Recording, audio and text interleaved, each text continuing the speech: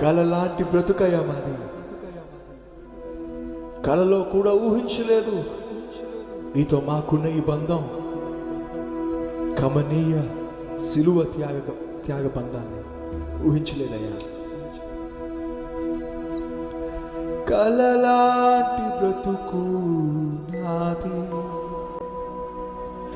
కన్నీటి ఊట నాది. కలలాంటి బ్రతుకు నాది, కన్నీటి ఊట నాది. కలలోనైనా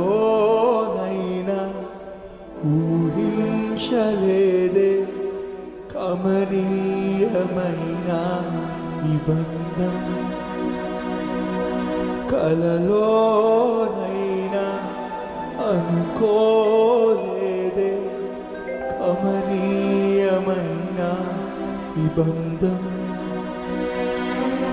కల్వరిలో సిలువ త్యాగ బంధం, కల్వరిలో సిలువ త్యాగ బంధం.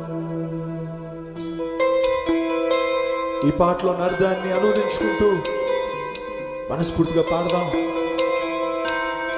ఊహించలేదు ఈ బంధాన్ని, ఊహకందరిది ఈ సిలువ త్యాగ బంధం.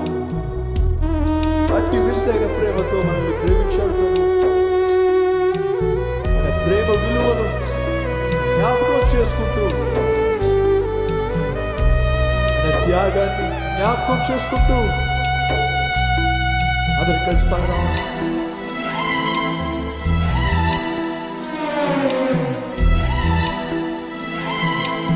అందరికి కలిసి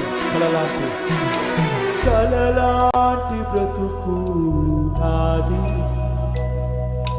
కన్నీటి ఊట నాది. కలలాంటి బ్రతుకు నాది, కన్నీటి ఊట నాది. కలలోనైనా అనుకోలేదే కమనీయమైన ఈ బంధం. కలలోనైనా ఊహించలేదే కమనీయమైన ఈ బంధం. కల్వరిలో సిలువ త్యాగ బంధం, కల్వరిలో సిలువ త్యాగ బంధం. కలలాంటి బ్రతుకు నాది, కన్నీటి ఊట నాది. కలలాంటి బ్రతుకు నాది, కన్నీటి ఊట నాది.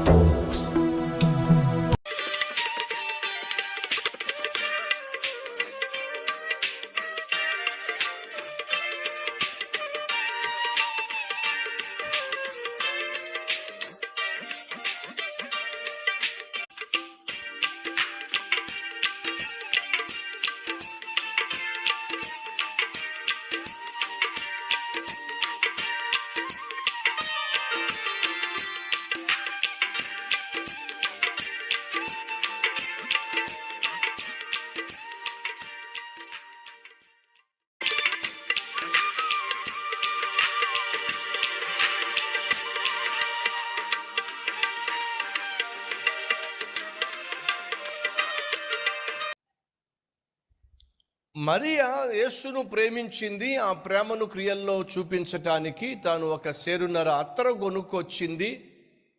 ఆ అత్తరు యేసు పాదాలను కడిగింది.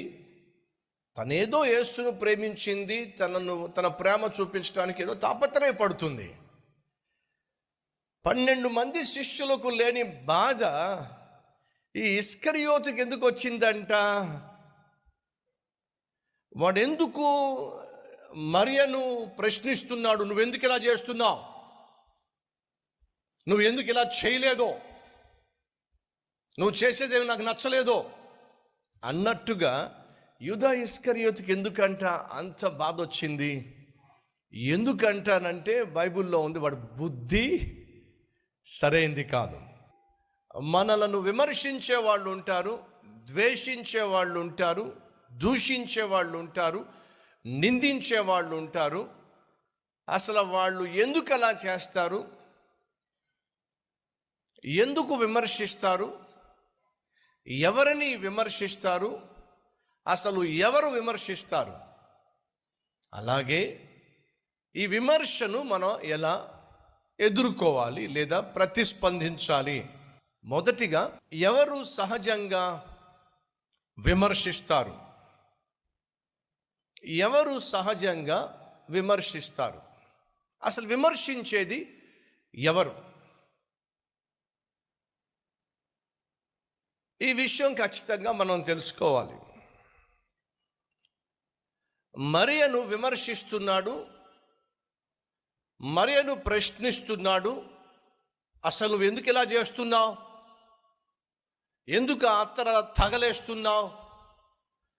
డబ్బు విలువ నీకు తెలియదు, ఏం చేయాలో ఏం చేయకూడదో కనీసం ఇంకిత జ్ఞానం నీకు లేదు అన్నట్టుగా యూదా ఇస్కరియోతుకే అంతా తెలిసినట్టుగా వాడే గొప్ప భక్తుడిగా, ఆత్మీయుడిగా భావిస్తున్నాడు. కారణం ఏమిటి అంటే ఆత్మీయ అంధుడు కాబట్టి. మొదటిగా మీరు జాగ్రత్తగా గమనిస్తే, ఎవరు సాధారణంగా విమర్శిస్తారు అంటే సహజంగా ఆత్మీయంగా అంధత్వంతో నిండిన వాళ్ళు విమర్శిస్తారు.